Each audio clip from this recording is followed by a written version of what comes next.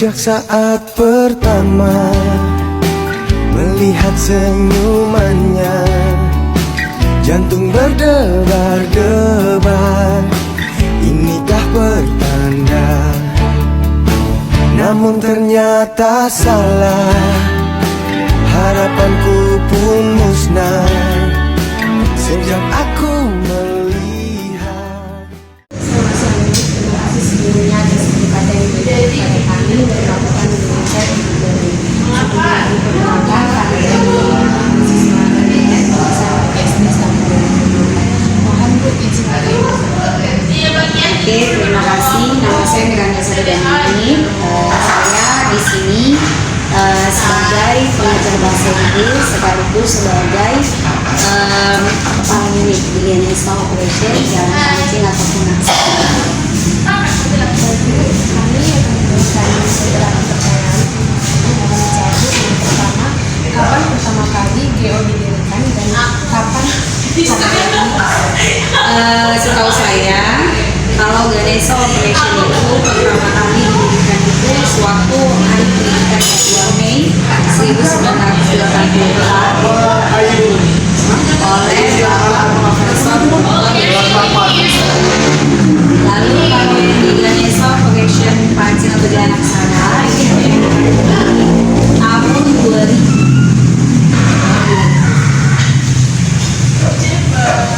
pendiri GO pertama kali Pertama kali kedua kali. Jadi Ganesha Operation itu pertama kali sih ya didirikan ya oleh pemiliknya, yaitu Bapak Insinyur Foster Siahaan. Beliau merupakan anak putra daerah ya, putra daerah Sumatera Utara, lahirnya di daerah Siahaan. GO memiliki berapa cabang? Kalau cabang itu, kalau kita ada di ada hampir 700 unit ya, hampir 700 unit di seluruh Indonesia dari Aceh sampai Ambon, hampir 700. Untuk jumlah siswa sekarang ini? Kalau jumlah siswa di unit Pancing, kalau ini kita namanya unit ya. Kalau cabang itu cabang Kota Medan, itu kan cabang Medan, cabang Surabaya, gitu, cabang Aceh. Kalau ini unit, kalau di unit ini jumlah siswa kita ada 540.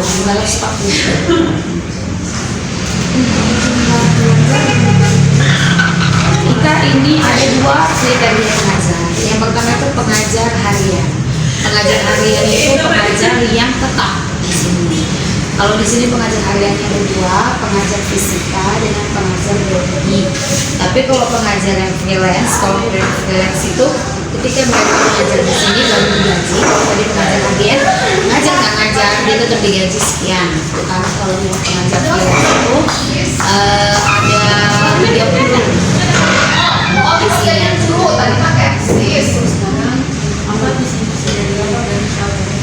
Oke, kalau visinya itu Ganesha Operation itu ingin menjadi lembaga bimbingan belajar terbaik dan terbesar di seluruh Indonesia.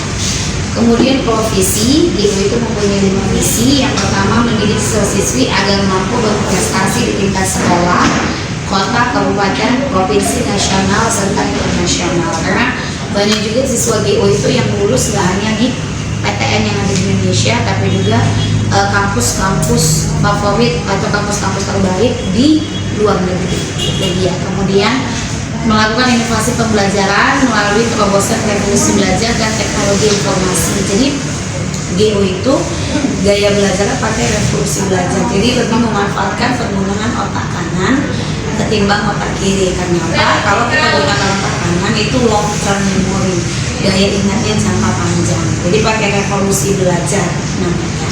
Konsepnya konsep the king. Jadi menjawab soal dalam tempo yang sesingkat-singkatnya. Lalu kita menggunakan teknologi informasi. Jadi GO itu adalah bimbel tatap muka berbasis teknologi online. Jadi selain kita tatap muka di kelas, siswa juga punya aplikasi GO Expert. Orang tua juga punya aplikasi GO Expert orang tua. Jadi itu adalah aplikasi yang bisa mengajak siswa untuk belajar berlatih bertanding dimanapun kapanpun.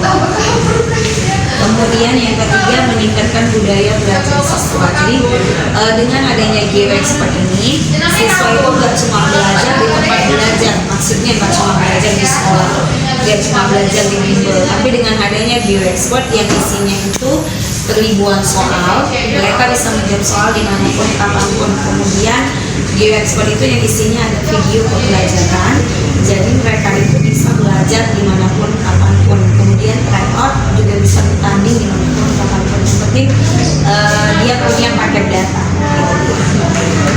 Kemudian yang ketiga, meningkatkan mutu pendidikan. Jadi Ganesha Operation itu mempunyai misi ingin meningkatkan kualitas pendidikan di Indonesia. Jadi banyak siswa Ganesha Operation itu yang cinta belajar, gitu kan, cinta mengerjakan soal, gitu, sehingga tinggilah kualitas. Itu bisa dilihat mungkin nanti dengan siswa-siswi Ganesha Operation yang lulus KPTN kemudian yang udah pasti lah ya, namanya juga bimbingan belajar pasti mencerdaskan omongan otak.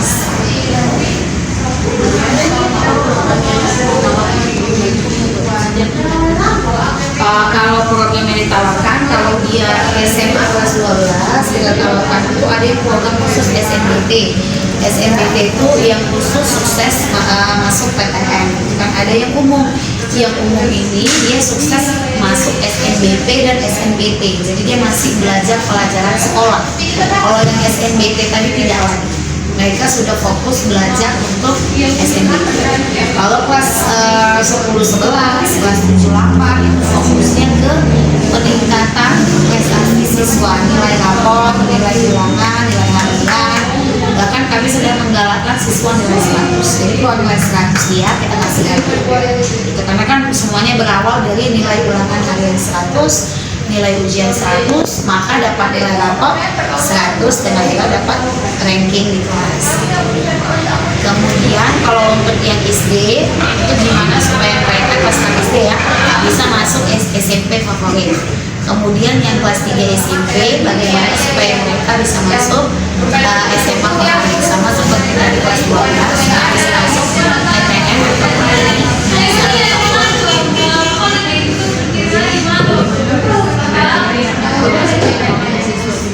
Oke, kalau proses penilaian kita itu semuanya pakai aplikasi Geo Expert. Jadi di aplikasi Geo Expert itu kalau mereka menjawab soal itu langsung keluar nilainya, langsung ada skornya. Jadi di situ mereka dapat melihat sendiri berapa yang dicapai dia, berapa persen kemampuan dalam menjawab soal. Kemudian kita untuk evaluasi itu ada namanya tryout. Oke, tryout itu diadakan sebulan sekali. Jadi setelah tryout langsung keluar benar berapa, salah berapa, 3 hari kemudian langsung keluar EPB-nya, evaluasi prestasi belajar, seperti rapor lah istilahnya kan, benar berapa, salah berapa, sudah bisa kan dia ke PTN Grade 7 karena kita punya passing grade.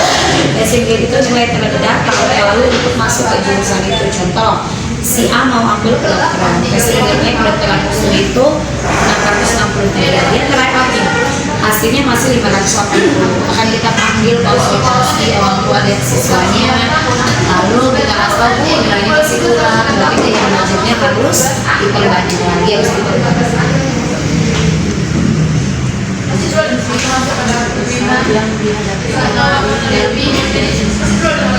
Tantangan terbesar itu ya, yang pertama kadang siswa itu lebih mementingkan ekstrakurikulernya gitu daripada belajar video. Kadang nggak datang kok ada ekskul, kadang ada datang kok ada kerja kelompok gitu. Bahkan kalau yang untuk kelas 7, 8, 10, 11 masih oke lah. Kelas 12 ini saya agak kecewa. Kenapa? Karena kan harusnya mereka lebih fokus masuk PTN. Bayangkan ada saingan mereka itu ratusan ribu, ada 500.000 yang mendaftar untuk masuk PTN pesantren, cuma 100.000. Berarti 400.000 peluang dong. Dan itu pun masih ada juga yang belum mau fokus gitu. Jadi memang belum tersadar ya bahwa aku harus mendapatkan satu PTN. Karena ini adalah salah satu untuk menuju kesuksesan masa depan. Kemudian kadang ada data, tapi pakai aplikasi Geo Expert ya. kadang ada yang terhambat gitu. Untuk mengatasi permasalahan-permasalahan. Ya kalau misalnya siswa yang sering ekskul kerja kelompok, kita panggil, kita nasihatin. Kamu sudah kelas 12 gitu kan, kamu harus tahu, kamu harus pilih mana prioritas, mana yang bisa ditinggalkan. Itu kan kalau nggak ada data, kita telepon aja lah orang tuanya ya. Bu, lain kali si A kalau mau les pakai data, kasih pakai datanya. Dan kalau juga terlambat kita telepon orang tuanya. Jadi biar mereka nggak suka seperti lagi.